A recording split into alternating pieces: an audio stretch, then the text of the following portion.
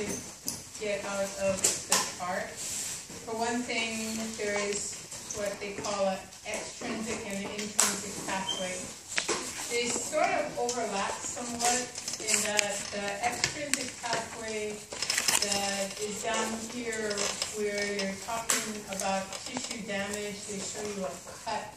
You've gone through the skin and you've gone through the basement membrane and through the endothelial cells, and now you have exposed what's in the blood vessel to what's outside the blood vessel, which includes the collagen of the basement membrane and also the connective tissue outside. So there are non-endothelial cells that are releasing what's called thromboplastin, or also tissue factor 3. And what that's going to do in the presence of calcium is activate this intermediate here, which is 10. When that's activated, again in the presence of calcium, you get an activation of thrombin. Thrombin will activate itself, and you'll see that on the next slide. Once thrombin's activated, then it enhances its own activation. When it's activated, it helps with platelet aggregation. It will help convert fibrinogen to fibrin, which is a non-soluble protein that starts to stick together to help to form a clot.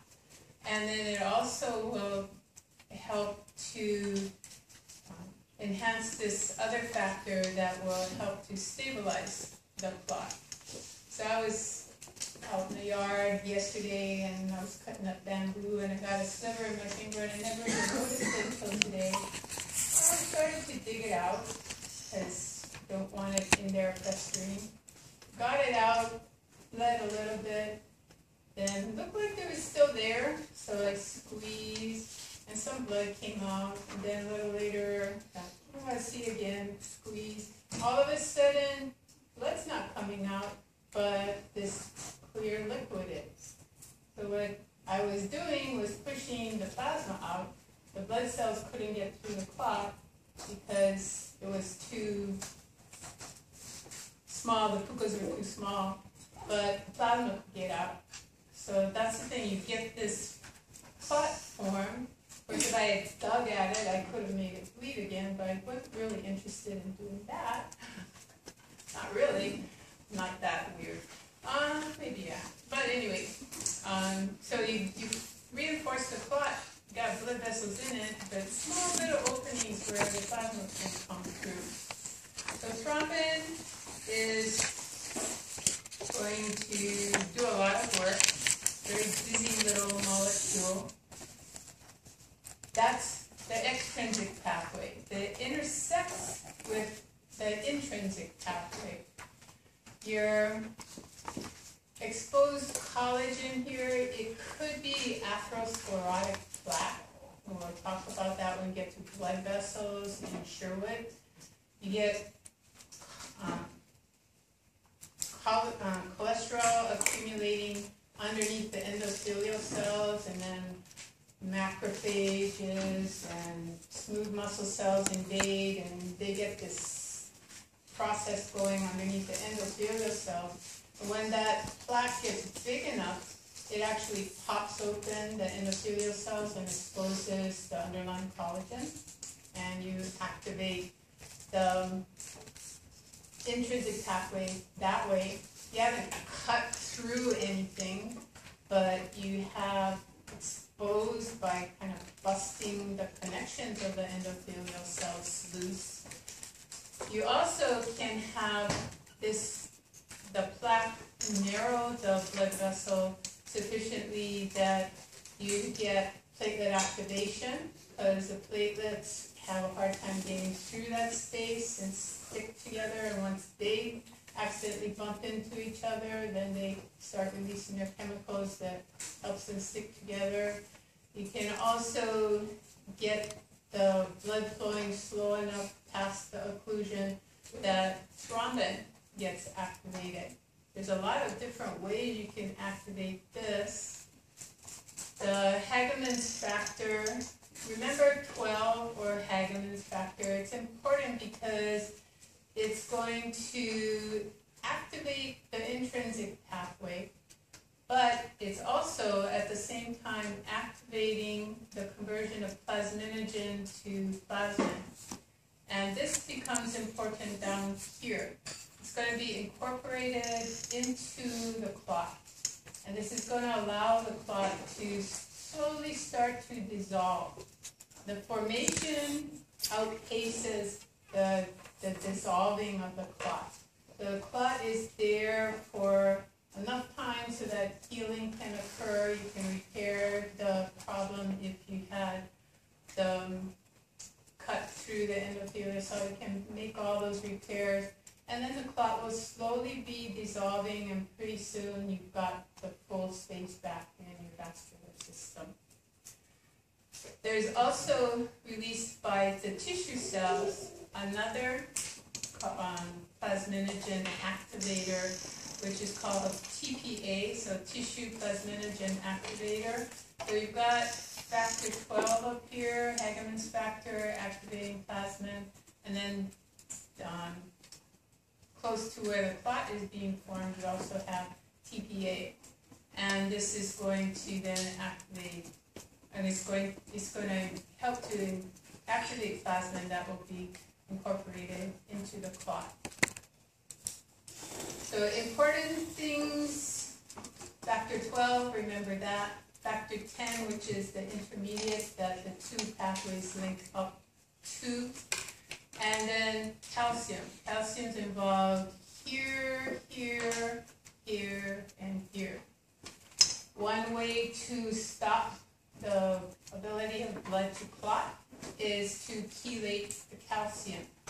And test tubes are usually lined with something that will bind the calcium to the surface of the test tube, and it won't be available for activating the various stages of clotting. So when you want the blood to be in a liquid form to be able to run tests on it a period of time later, or you want to collect the blood to then send off to the hospital so that it can be separated and then given to patients, you don't want clots to be forming in the meantime. Last semester, blowing up my red blood cells. I went to MedTech, they collected my blood, and Wednesday it was brand new blood, but Wednesday morning at 8:30 it wasn't clotted. 2:30 in the afternoon it wasn't clotted. Thursday morning it wasn't clotted. I saved it a whole another week for my 103 classes. It still was not clotted. So once you get rid of that calcium, it's not going to be clotting for forever.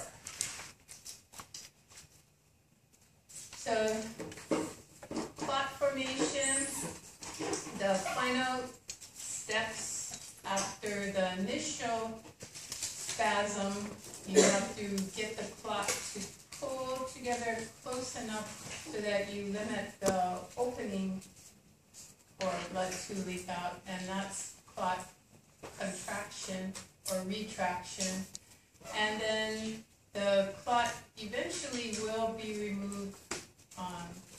Well, if you stick a test tube in and, a stick into the test tube and swirl it around, activate the clotting factors and then pull them out, you then spin down the blood. What comes out on the top, that's going to be serum, not plasma.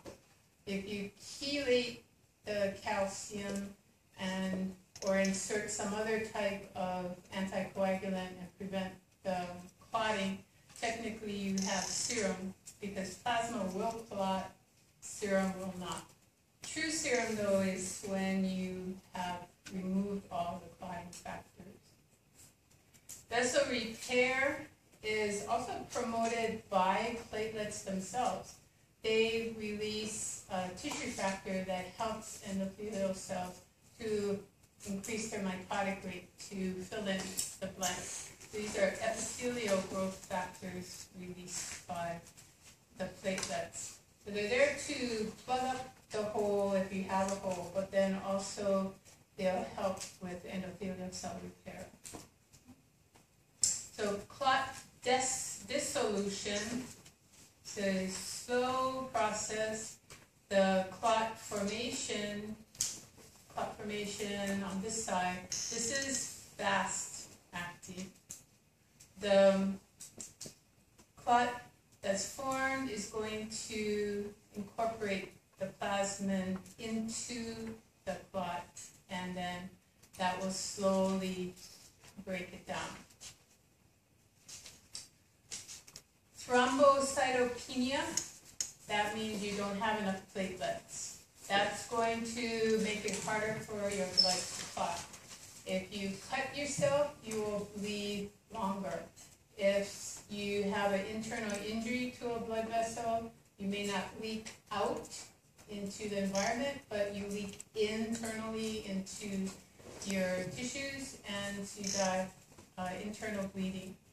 And this, it's on the surface, you might see purple patches. So you see this a lot in the elderly. They just accidentally run up against something, maybe just an edge like this, bump it, and all of a sudden they have these patches of purple. And you look, and it looks like a blood blister, but it's not really elevating into a blister, just right under the surface of the skin.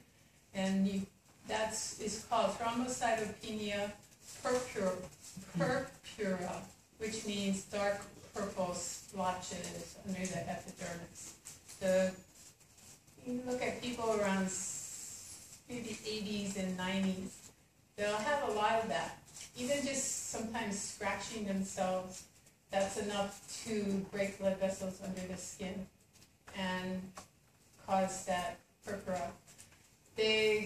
As you get older, you have less platelets, and enough so that you get these blotches. You might have a vitamin K deficiency. If you do, then you're going to get more of these types of bruising. If you do cut yourself, you bleed for a longer period of time. There are very severe bleeding disorders called hemophilia, and these tend to be inherited. Male child, they have what's called hemophilia A, and they can actually have such severe bleeds that they can die from it. And if you have a head injury and internal bleeding, you can die from that. If there's any kind of impact, even a fall, they can bleed internally. So now they have clotting factors they can give to these people, and it will help them to decrease the time that they're bleeding. But you've got to have it available.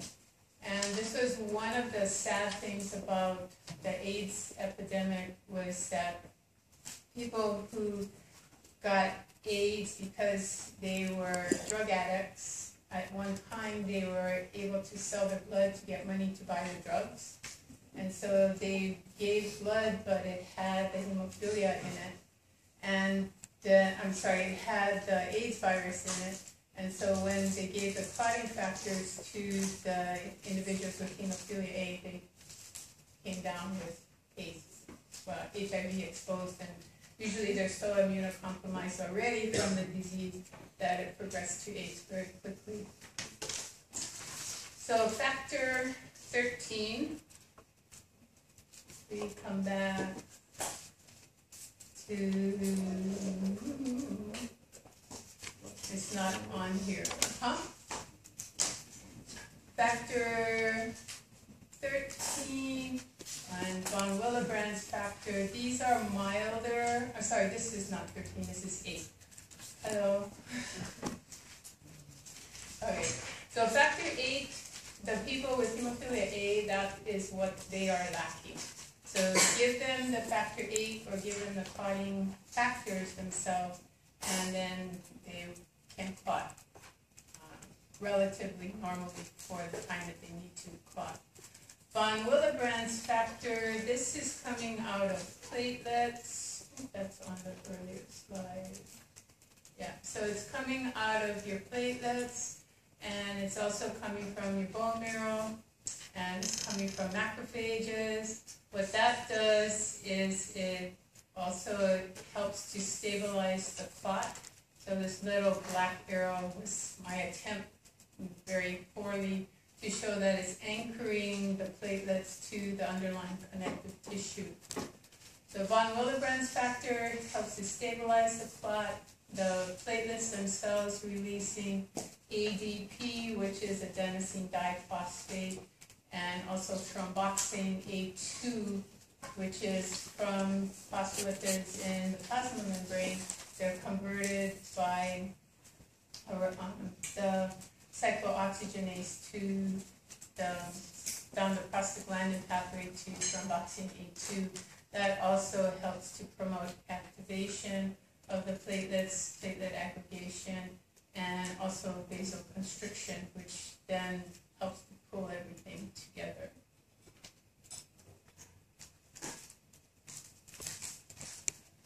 So clot busters.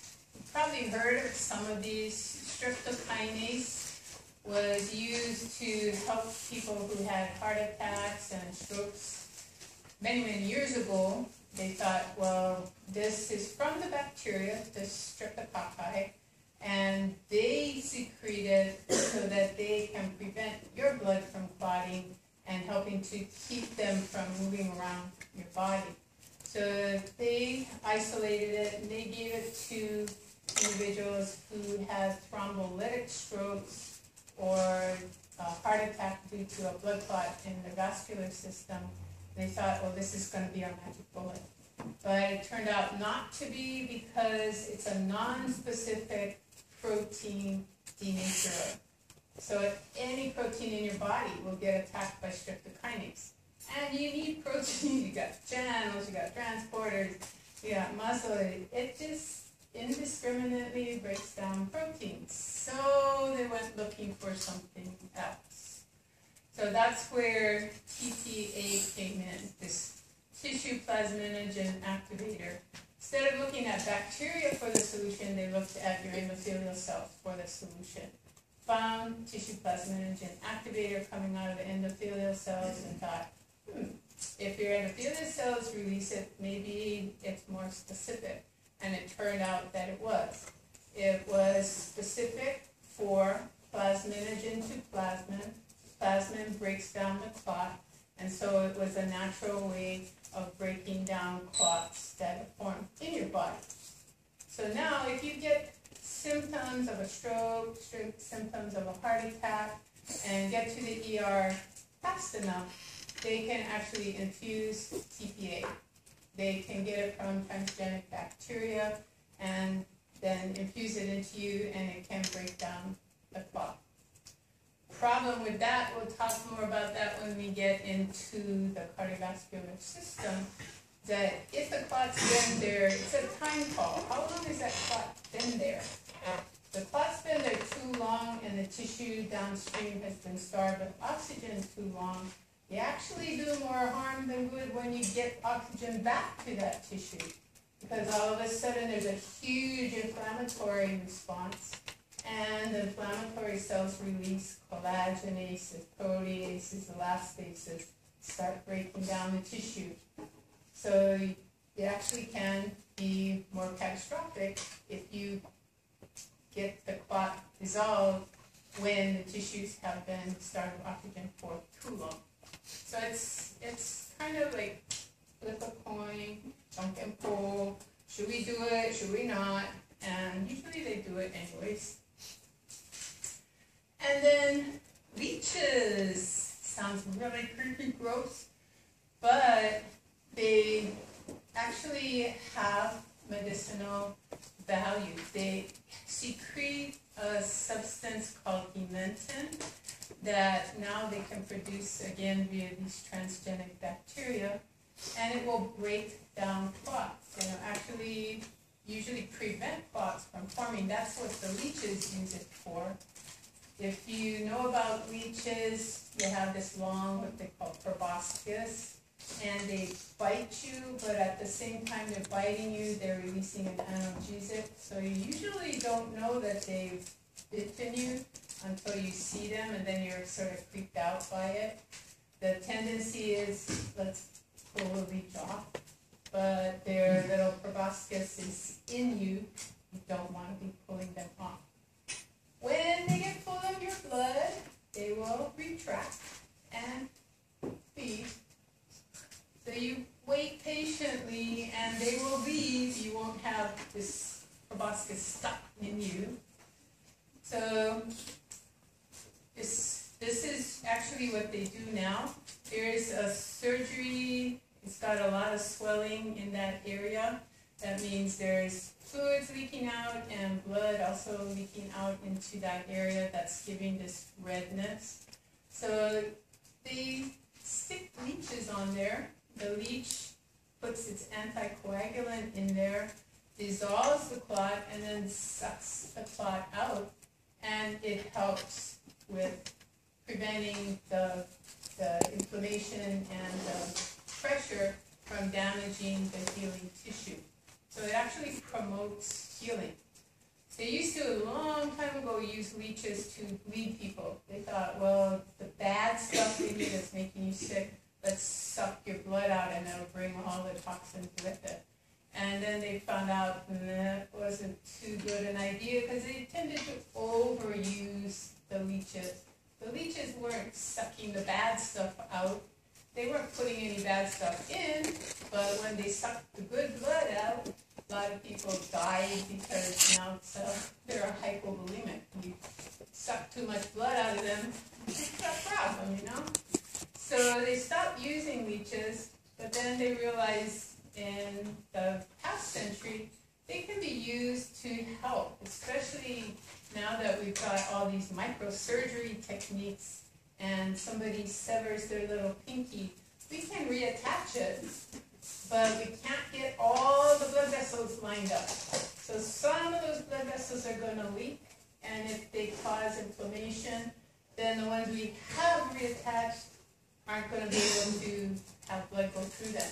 So they attach leeches there to suck the coagulated blood away and any leaking blood that went out into the tissues, and then it bought enough time for the smaller blood vessels to, on their own, reattach, and then you had your key working again.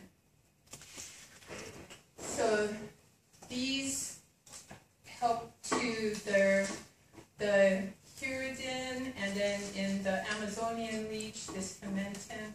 What they're doing is inhibiting thrombin.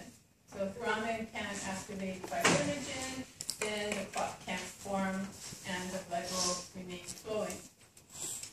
So for those people who get too creeped out by the leeches, this is on the person, I'm assuming the back. It looks from the picture that this is in their shoulder area, this is their neck, this is their hairy head.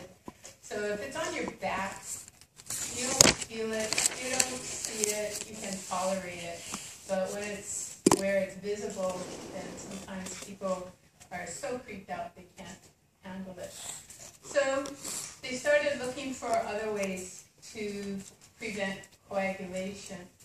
You know that people are asked to take a baby aspirin or half a baby aspirin every day if they're prone to clots that might form in the heart. So protective of their heart, they'll take some aspirin, which is acetylsalicylic acid.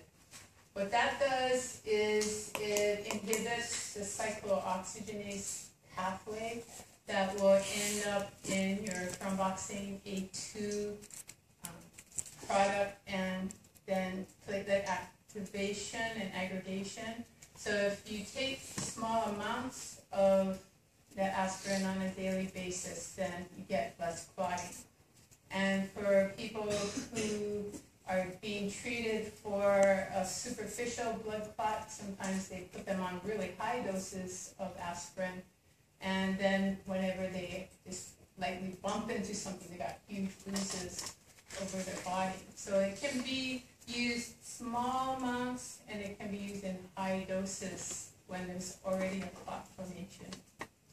EDTA, long name, is ethylene diamine tetracetic acid. Once you get used to saying the syllables, they kind of flow very nicely, kind of a musical name. So EDTA, that's what they coat test tubes with to chelate the calcium so clotting doesn't happen. Coumarin is a derivative of dicoumarol, which they found in several places. The tonka bean, which I don't know where you get a tonka bean, but spoiled sweet clover, they put sweet clover out for the cattle to eat on the mainland, and they found that when the clover had been out for long periods of time, the center of these big piles got all spoiled and rotted, but the animals, the cattle would eat it anyway, and then if they brush up against cactus or barbed wire, they just bleed and bleed and bleed. And so the farmers, the cattlemen didn't know why the animals were bleeding, and eventually they tracked it back to this spoiled sweet clover. And they then took that away from the cattle, put smaller bundles out there so it didn't spoil. You can also get anti-vitamin K, which then interferes with clotting. So the coumarin, dicoumarol, they have the anti-vitamin K in them, and that's why the blood doesn't clot. Heparin is in our mast cells. So when we activate our mast cells, they release heparin. Their job is to keep the blood from clotting so that good things, the nutrients and fluids that need to get out there for tissue healing can get out there for tissue healing. They also can inject heparin, and heparin will, once you put it in the vascular system, does the same thing, but you can put it in higher doses. So you can actually bust clots that are small enough with the heparin. You give the plasmin that's incorporated enough time to break down the clot, and with the heparin, you're preventing the accelerated part of clot formation, and eventually the clot will bust loose. The pharmaceutical companies took the coumarin and made a coumadin out of it. They also earlier called it warfarin. They use that to treat people with heart problems. If they have contraction irregularities that would promote clot formation, then they'll keep them on doses of this anti-vitamin K, which is made in the laboratory. So it's not from tonka bean or sweet clover anymore. It's a pharmaceutical preparation. They originally developed this warfarin to kill rats. I know there are bad rats, but I like rats. They're pretty cool animals. And they put this pesticide out there, and the animals, rats pretty much eat anything. If it's there and it's edible, they'll eat it. And they consumed it, and then, you know, rats like to squeeze through small holes. They do that on a regular basis. If they get any little cut, usually that's inconsequential to them, but when they have this warfarin in their system, then they just bleed and bleed and bleed and they die. And that was one way to get rid of rats, is have them bleed to death. Kind of a sad situation. Okay, so let's go on to cart. So the martini 21.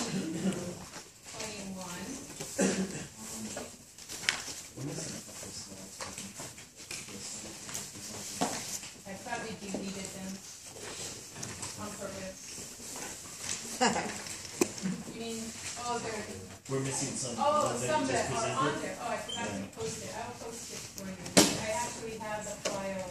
I just forgot to post it. I thought you meant I had deleted some. No. We're missing some. It's just the ones on clock busting. Yeah, after the last slide is a bigger one. After 12. Yeah. So from here on, Blockbuster.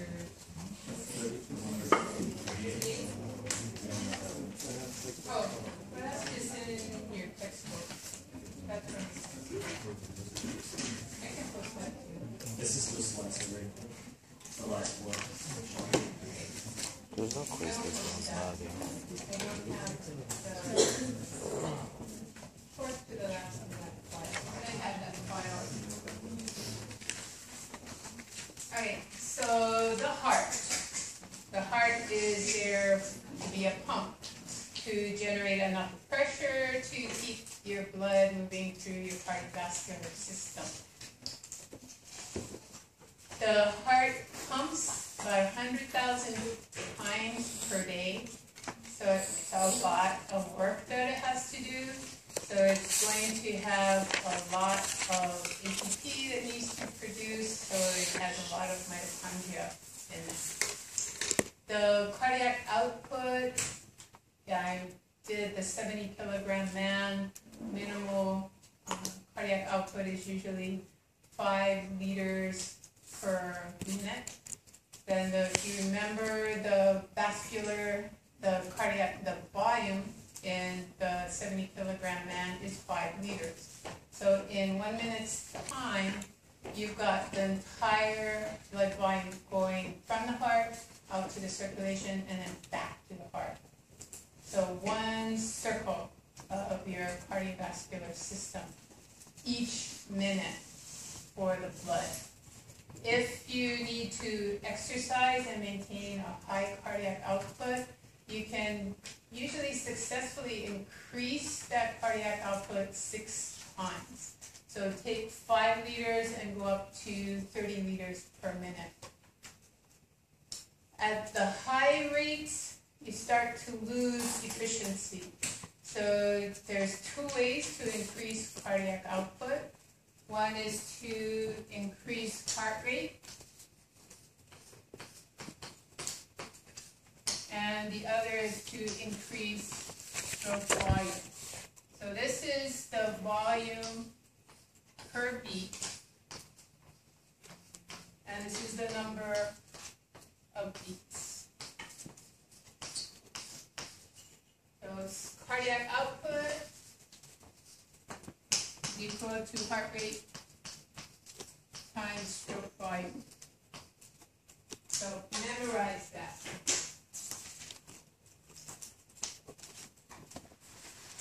So at high heart rates, what are you limited in ability to do?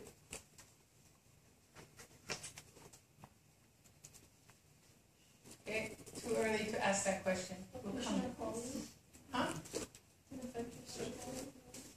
How does it affect your stroke volume? Why does it decrease? There's not enough time in between beats for the heart to beat out. Yes. Okay, say it really, really loud. No. The reason you're limited in cardiac output when heart rate goes up is there's no time for the heart to fill, which is the ventricle. So if you're contracting all the time and you can't fill the heart up enough, then your stroke volume starts to crash. Okay, so usually you're going to increase both. Early on, heart rate goes up, and then later, not a really long time later, but pretty soon you're going to start to increase the stroke volume. We're going to talk about various mechanisms to increase the stroke volume when we get to physiology. You have increased venous return, you can have increased force of contraction. So a lot of different ways to increase the stroke volume. So cardiac output, 1.5 million gallons per year. This may be hard to understand, but think about, get a gallon something, and imagine multiplying that by 1.5 million, and how much space that would have to take up, and how, if you had blood filling 1.5 million gallons, how much blood that is. Of course, you're limited, you only have 5 liters, small girls less than that, and you're pumping 1.5 million gallons per year. So very efficient system that should not be fatiguing. but of course, sometimes with pathology, it does so. So we learned last semester that the heart is located in an area called the mediastinum, which is in between the lungs. It's anterior to the trachea. It's anterior to your main artery, which is your aorta. And these two are anterior to the esophagus, and then the esophagus is anterior to your spinal column. So all of those things, along with the thymus, they're all located in the mediastinum. The heart is in a fibrous sac, and it forms a wall around the sac, but we call it parietal. Parietal, translated, it means the wall. Parietal pericardium means it's the wall around the heart.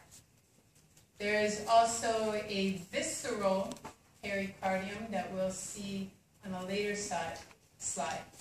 That is a tissue that covers the surface of the heart. So we have a fibrous pericardium. You can see it's all white here. It's attached to the diaphragm down below. We can't see because it's been removed. It's attached to the sternum in the front.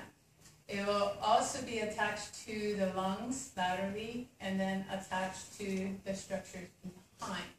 So you have the fibrous pericardium really strongly anchored to surrounding structure, and then at the top it's been cut away, so it's going around your vena cava. This is your superior vena cava. It's going around your aorta. It's going around your pulmonary trunk. So it's encircling those structures. It's actually anchored to those structures. This is a good thing, but it can lead to problems. The lining of the heart on the outside and the lining of this fibrous sac is serous membrane. So we learned about serous membranes last semester. What's important about a serous membrane?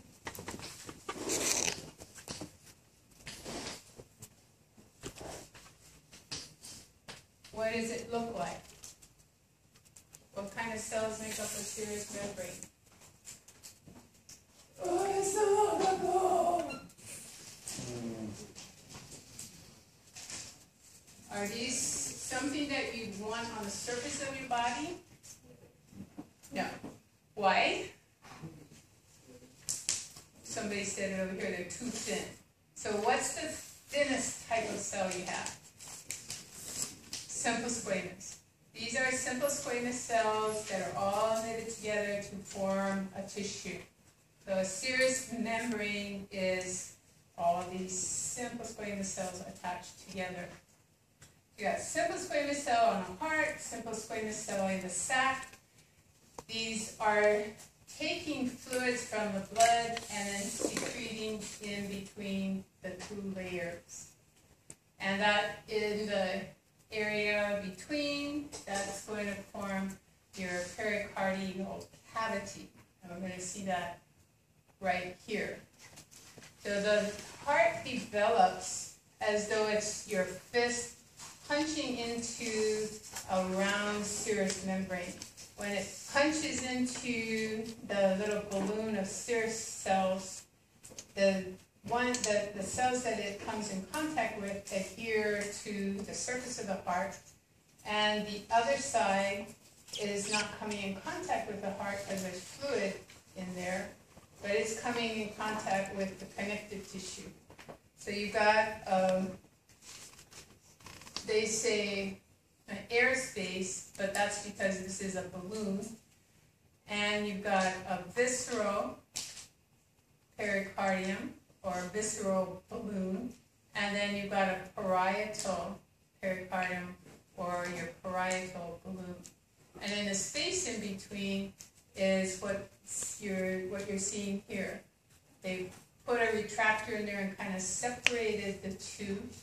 if you sucked all the fluid out of there, you get somewhere between 10 and 30 mLs of fluid out of that pericardial space. So this fluid here, this 10 to 30 mLs, is secreted by the serous cells. The fluid there is helping to keep the two serous membranes attached together. It also is decreasing frictional forces. The heart contracts, it doesn't just contract in, it contracts and rotates up and down. If you sit and watch a heart contract, you'll see that the apex, which I didn't show you, is down here. So if you go back to the previous slide, the base is up here where the heart is the broadest, and then the pointy end, that's the apex of the heart. The apex will start to contract before the base does. We'll find out why when we get to the conduction system of the heart. And it not only contracts from the apex towards the base, but you have cells oriented at different angles to each other, so it tends to elevate and rotate and then relax. And all that movement, if the two serous membranes were rubbing up against each other, they get inflamed, and then you get white blood cells in that area, and you get scar tissue, and pretty soon the heart is stuck to the pericardial sac.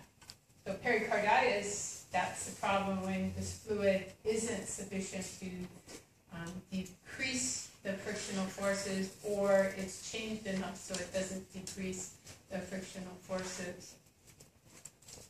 So the space is filled up primarily with water, but enough mucus to keep everything nice and slippery.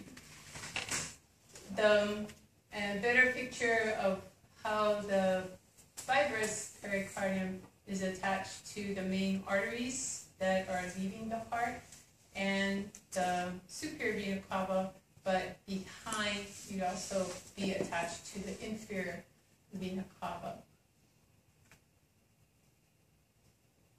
Your heart is about the size of your clenched fist, so if you put that up against your chest, that's approximately the size of your heart.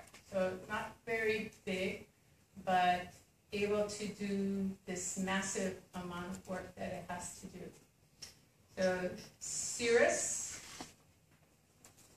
visceral, pericardium, and then lining the fibrous pericardium is a second serous membrane that will be collectively called the parietal pericardium.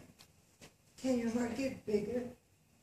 Your heart does enlarge, and that's can be due to exercise. So if you're a marathoner, also people who do a lot of heavy lifting, their heart will, but on a chronic basis, not intermittent basis, their heart will enlarge too. And then a lot of pathologies will cause the heart to increase. It will enlarge and then burst. Not without a pathology in the wall of the heart. So you either had a weak heart wall to start out with, or something damaged it, maybe heart attack. But yeah, the heart, there have been cases where the heart actually ruptured, but it's very rare that it does. Okay, so lining the inside of your heart, then covering the valves of your heart and extending out into the vascular system, so going out through all the arteries, through the capillaries, back through the veins, and back to your heart. You have what's called an endothelium. So endo meaning inside, and then thelium meaning a cell that is not in contact with the outside environment via any opening that's normal. Otherwise, it would be called an epithelium. This is an endothelium. So we got very smooth surface here, and also out in your blood vessels. Then right underneath it, we'll have a basement membrane, and then loose connective tissue. So areolar connective tissue. And in that areolar connective tissue, you'll have blood vessels that are going to the muscles and also to the endothelial cells. We got a real thick layer of muscle. This is called myocardium. So myo meaning muscle, cardium meaning cardiac muscle. So very thick layer, multiple layers of these myocardial cells. Some of those myocardial cells are involved in conduction of action potentials. Some of them are responsible for contraction of the heart. And then in certain parts of the heart, we'll have cells that are responsible for pacing the heart and keeping everything firing through the conducting system on a regular basis. You look closely, you've got blood vessels, you've got blue ones and red ones. So red ones mean you have oxygenated blood. Blue ones means you have deoxygenated blood. So very vascular. This heart is pumping so many times a minute that it's got to rely on aerobic metabolism. It's got to have oxygen coming to the cell for the mitochondria then to create enough ATP for the heart to be beating on this regular basis without having any fatigue happen. And then very important, connective tissue. You have connective tissue around each cell. You've got connective tissues separating the various layers that are oriented at different angles. And then you've got connective tissue that's anchoring all of these areas to the different chambers of the heart, and ultimately then also helping to anchor them to the pericardial sac. The connective tissue is extremely important in the heart. It's helping to stabilize, but also providing a lot of ability for the forces that the heart is generating to be dissipated so that the cells don't get damaged due to their contraction. You get out of the myocardium, then you've got more areolar connective tissue. So you got endothelium, areolar connective tissue, myocardium. Areolar connective tissue, and then epicardium. This is your visceral pericardium. It's from the mesothelium, so they can call it a mesothelium, that's fine. And then a space, that's your pericardial space, and then more mesothelium lining the fibrous sac. So parietal pericardium is actually made up of connective tissue. It's dense, so it does not stretch very much, and more areolar connective tissue so you can get blood vessels and nerves going to the tissues, and then lining that the very smooth and mesothelial cells, which are your serous membrane.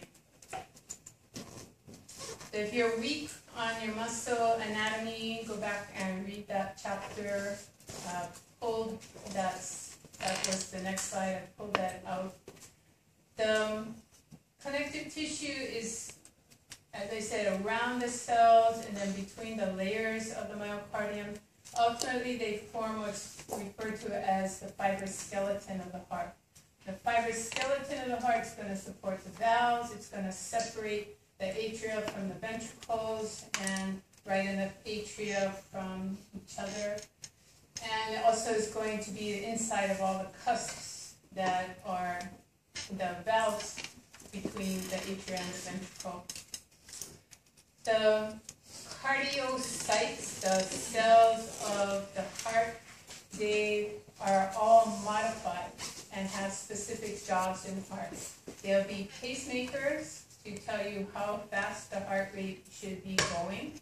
They'll be influenced by the autonomic nervous system. And then the contractile myocytes will also be influenced by the autonomic nervous system to change the force of contraction. So take a break And look at this slide, it summarizes what fiber skeleton's about, and then we'll run through that after